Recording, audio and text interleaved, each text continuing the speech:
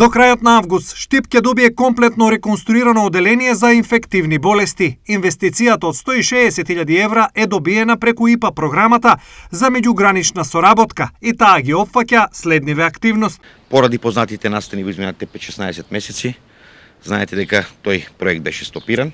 Ние бевме врзани со рокови.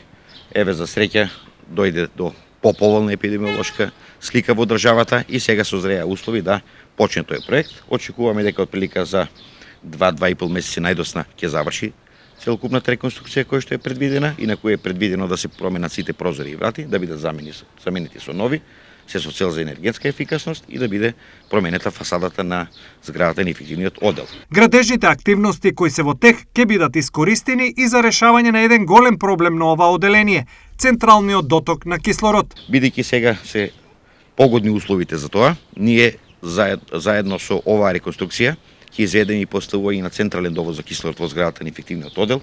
Како што знаете, тоа ни беше сериозен проблем во сите овие изминати години и повеќе во справувањето со корона кризата, така да ќе биде поставени централен довод на сите буквално болнички кревите кои што ги имаме во зградата на ефективниот одел.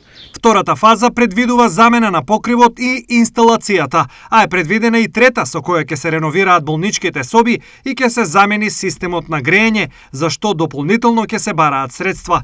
Малиот број на ковид хоспитализирани пациенти оди во прилог на активностите за реконструкција на инфективно, но во случај на пораст на пациенти, болницата е со резервен план.